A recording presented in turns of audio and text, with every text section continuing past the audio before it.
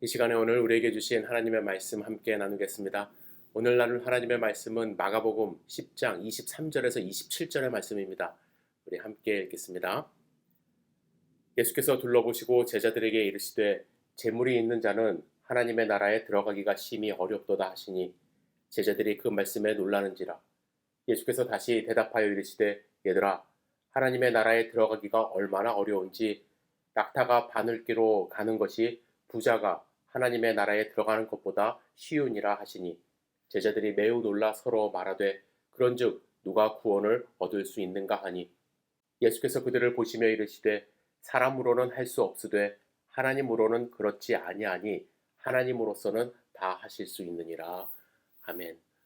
오늘 주실 말씀을 생각하며 잠시 기도드리겠습니다.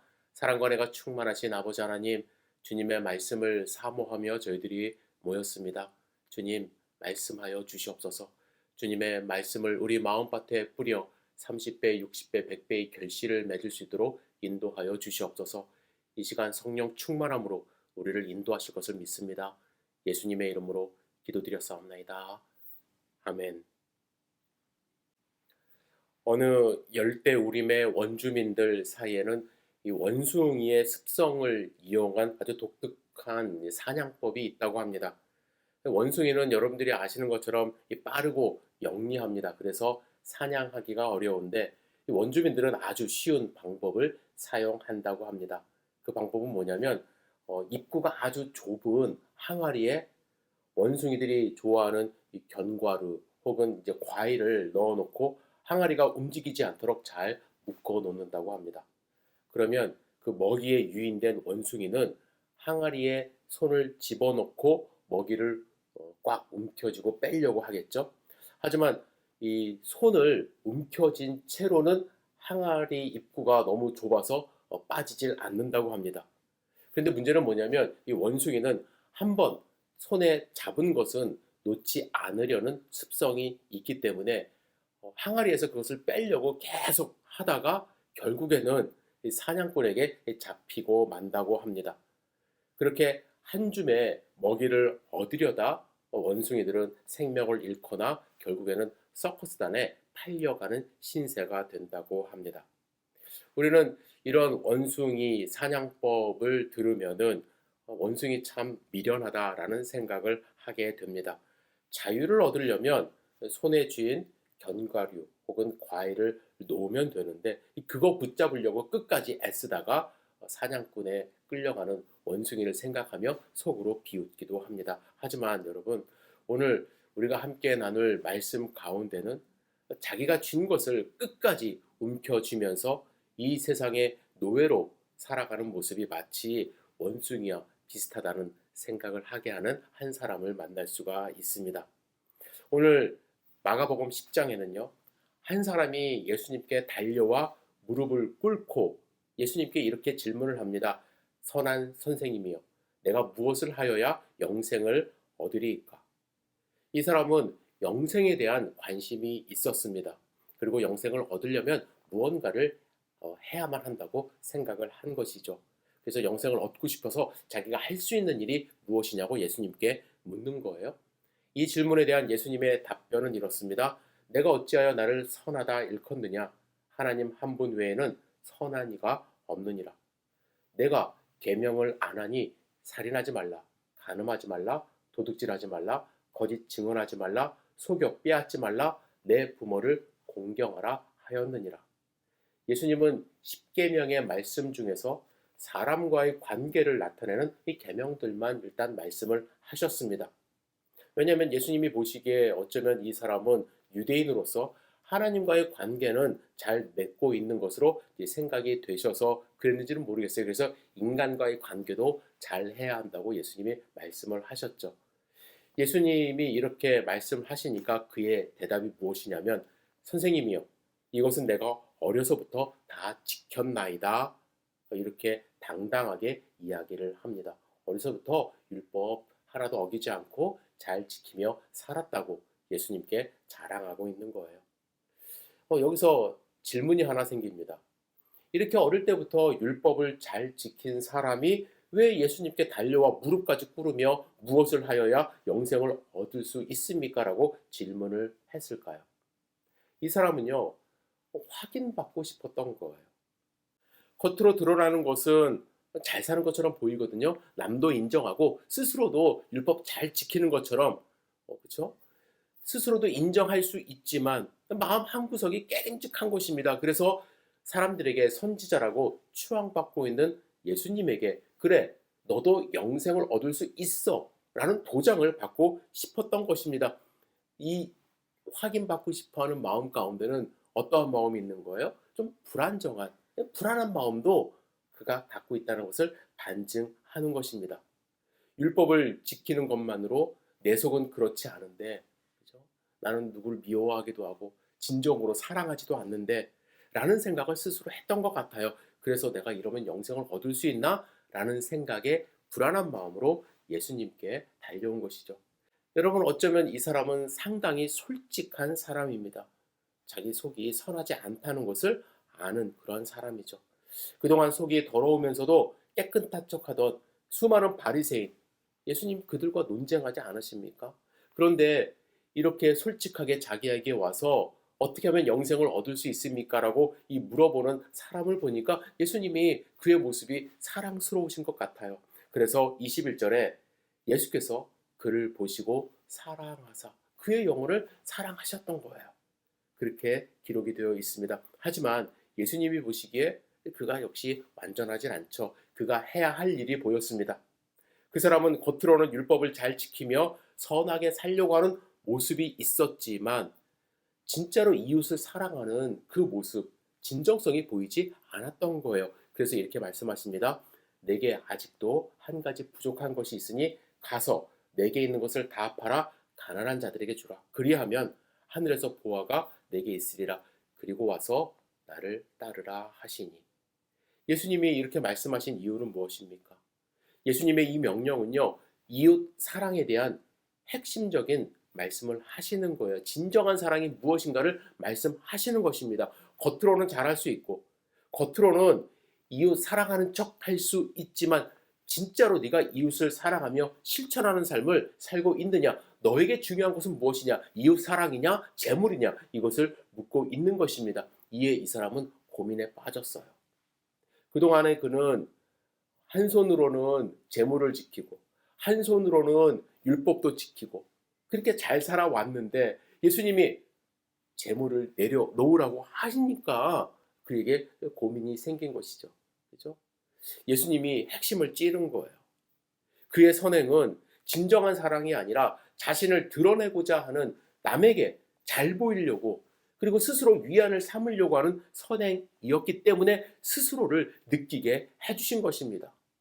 손에 쥔 재물 놓고 싶지도 않고 자기 만족도 이루고 싶고 모든 것을 일거양득이라고 그러죠. 다 갖고 싶은 그의 욕심이 드러나도록 하신 거예요. 예수님의 이 말씀을 들은 청년 어떻게 반응합니까? 22절에 보시면 그 사람은 재물이 많은 거로 이 말씀으로 인하여 슬픈 기색을 띠고 근심하며 가니라. 자기 손에 있는 것 내려놓지 못하고 재물의 노예가 되겠다고 스스로 결정한 거예요. 예수님은 이 사람의 약점을 확실하게 알고 계셨고 그래서 이 말씀을 하신 것입니다. 그리고 나서 제자들을 향해서 이 사람이 간 뒤에 이렇게 말씀하세요. 오늘 우리가 함께 읽었던 24, 25절 다시 한번 읽겠습니다. 제자들이 그 말씀에 놀라는지라 예수께서 다시 대답하여 이르시되 얘들아 하나님의 나라에 들어가기가 얼마나 어려운지 낙타가 바늘기로 가는 것이 부자가 하나님의 나라에 들어가는 것보다 쉬우니라 하시니. 이 말씀 너무나도 유명한 말씀이시죠. 여러분들도 다 아실 거예요. 여러분들은 이 말씀을 어떻게 해석하시나요? 이 말씀을 사실 문자적으로 그냥 해석하면 재물이 많은 부자는 하나님 나라에 절대로 못 들어간다 이렇게 말씀을 하시는 것입니다. 하지만 아무리 그래도 그렇지 어떻게 부자라는 이유만으로 하나님 나라에 못 들어간다고 단정적으로 이렇게 말씀하실 수 있지라는 생각으로 그동안에 역사적으로 많은 사람들이 여러 방법으로 해석을 하고 이해하려고 했습니다. 첫 번째 해석 방법은 뭐냐면 본문에 나오는 이 낙타라는 뜻의 아람어가 이 감라래요. 감라. 그리고 밧줄이라는 아람어는 감타라고 합니다. 그래서 이 두 단어가 구전 과정이나 필사 과정에서 오류가 생겼다라고 주장을 하는 거예요. 여러분 상상해 보세요. 낙타는 절대로 바늘귀로 들어갈 수가 없죠. 어떤 바늘을 만들어도 들어갈 수가 없잖아요. 하지만 밧줄은 바늘귀를 좀 크게 만들면 들어갈 가능성도 있다고 생각해서 이렇게 해석들을 합니다. 하지만 아무리 그래도요, 이 밧줄을 바늘귀에 넣는다는 것 역시 불가능하다는 이야기예요. 아무리 본문의 말씀을 낙타가 아니라 밧줄로 이해를 하고 해석을 해도 부자가 천국에 들어가는 것 불가능하다라는 말씀으로 이해될 수밖에 없습니다. 두 번째는 바늘귀를 예루살렘 성문에 있는 조그마한 작은 문으로 이제 보려는 시도입니다. 그 문, 지금도 있다라고 이야기를 하는데 낙타가 들어가기에는 너무나도 좁은 문이라는 거예요. 그래서 낙타가 등에 싣고 있는 짐을 다 내려놓고 그리고 다리도 굽히고 머리도 숙이고 해야 간신히 빠져나올 수 있을 정도의 문이라고 합니다. 그래서 예수님이 바늘귀라고 하신 것은 그 문을 지칭하는 것이다, 이렇게 해석하고 이해하려고 합니다. 여러분, 이렇게 해석하는 것 불가능한 일은 아니죠. 이렇게 해석을 하면 어떻습니까? 어렵기는 해요. 다 내려놔야 되니까. 그래도 전혀 불가능한 것은 아니기 때문에 부자들도 하나님 나라에 들어갈 수 있는 그 가능성이 있다라는 식으로 이제 해석을 하고 적용을 하기도 합니다. 역사적으로 왜 이런 노력을 했을까요? 예수님의 이 말씀을 좀 더 긍정적으로 해석하려고 하는 마음이 우리 가운데 있기 때문에 그래요. 예수님이 아무리 그래도 그렇지 부자를 싫어해서 하나님 나라에 절대로 못 들어가 이렇게 얘기했을까라는 마음으로 조금 더 부자들도 가능성을 주기 위하여 이런 해석을 하고 노력을 해왔습니다. 하지만 여러분 잘 아셔야 돼요. 예수님 이 말씀의 핵심 의도는 무엇인가라는 거예요. 한마디로 부자는 하나님 나라에 못 들어간다라는 거예요. 부자는 하나님 나라에 못 들어간다는 이 예수님의 말씀을 전제로 예수님 말씀의 참뜻을 이해하려고 노력을 해야 합니다. 그 참뜻을 오해하고 그 참뜻을 왜곡하려고 해서는 안 된다라는 거예요. 예수님의 이 말씀을 듣고서 제자들도 충격을 받았어요. 그래서 뭐라고 합니까? 그런즉 누가 구원을 얻을 수 있는가? 서로 막 이렇게 이야기를 하는 거예요. 부자라는 이유로 하나님 나라에 들어갈 수 없다면 이 세상 사람들 누구나 다 부자로 살고 싶어 하는데 누가 구원을 얻어서 하나님 나라에 들어갈 수 있는가? 이런 보편적인 질문을 제자들도 했다라는 것이죠. 이때 예수님이 말씀하세요. 사람으로는 할 수 없으되 하나님으로는 그렇지 아니하니 하나님으로서는 다 하실 수 있느니라. 인간의 힘으로는 하나님 나라에 들어갈 수 없다는 것이 전제예요. 하지만 하나님은 하실 수 있다. 오직 하나님만 하실 수 있다는 것이 예수님 말씀의 의도입니다. 여러분 왜 인간의 힘은 안 되고 인간은 안 되고 하나님은 하실 수 있다고 하셨을까요? 여러분 우리의 본능은 우리가 갖고 있는 본능은요. 하나님 뜻에 늘 반하기 때문에 그렇습니다. 우리는 어떠한 삶을 살아요? 더 가지려 합니다. 더 움켜쥐려고 합니다.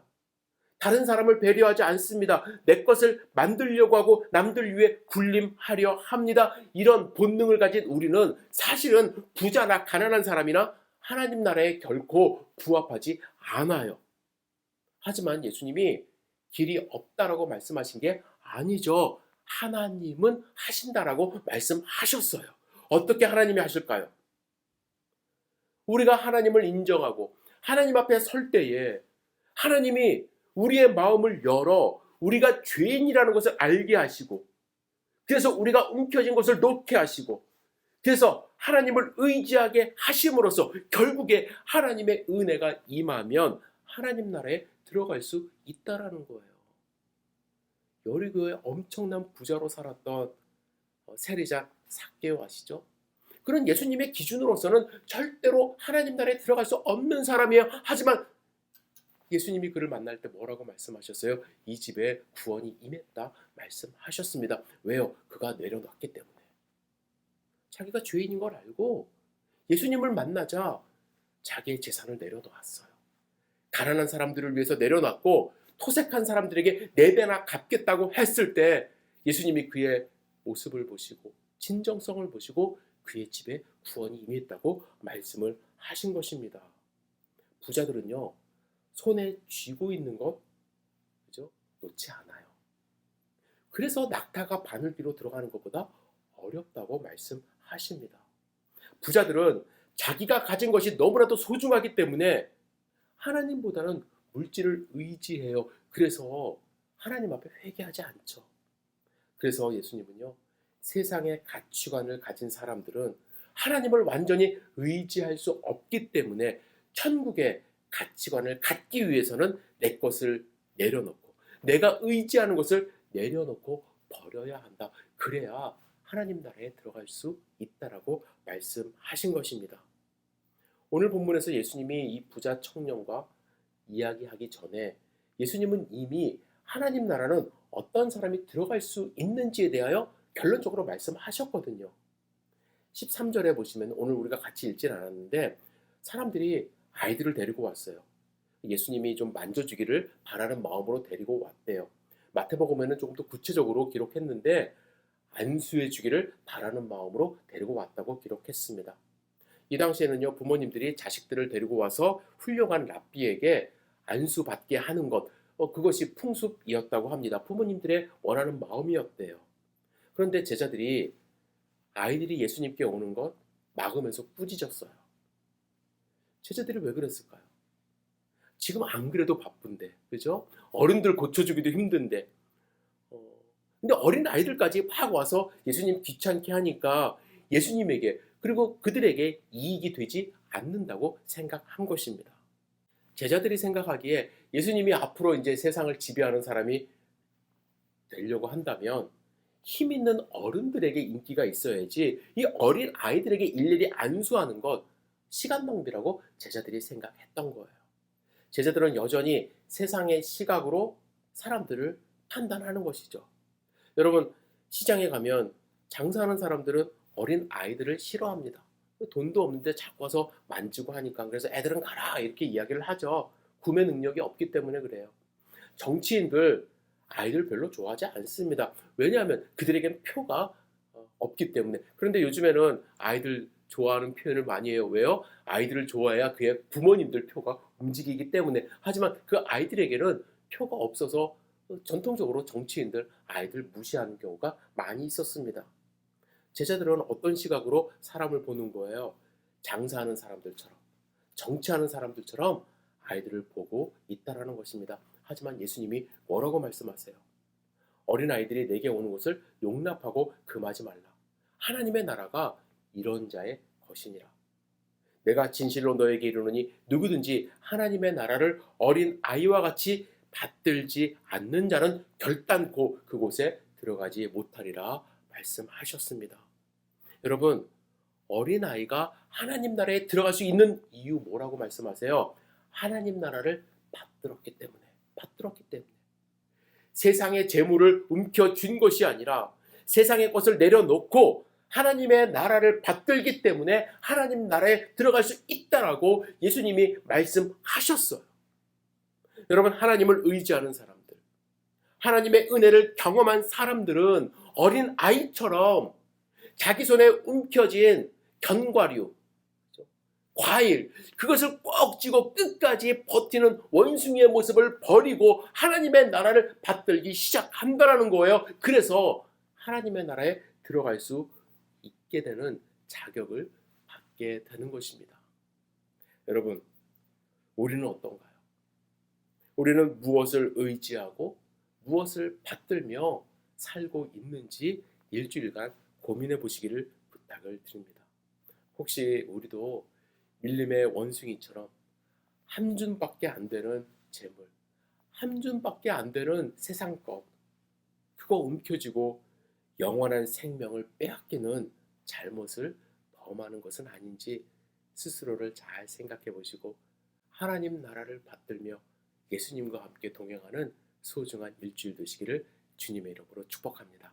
기도하겠습니다. 전능하신 주님, 오늘 우리에게 주시는 말씀을 마음 가운데 잘 새길 수 있도록 인도하여 주시옵소서. 내 자신을 돌아보는 시간 가질 수 있도록 인도하여 주시옵소서. 예수님께 달려나와 무릎을 꿇었던 영생에 대하여 예수님께 물어봤던 그 사람처럼 여전히 세상 것 다 움켜쥐면서 아둥바둥거리며 살고 있는 우리의 모습이 있는 것은 아닌지 스스로 돌아보며 내 것 내려놓고 하나님의 나라를 위하여 하나님을 위하여 살아가는 하나님의 자녀들 될 수 있도록 주여 축복하여 주시옵소서. 하나님 나라 백성으로 하루하루 승리하며 살아갈 수 있도록 인도하여 주시옵소서. 예수님의 이름으로 기도드렸사옵나이다.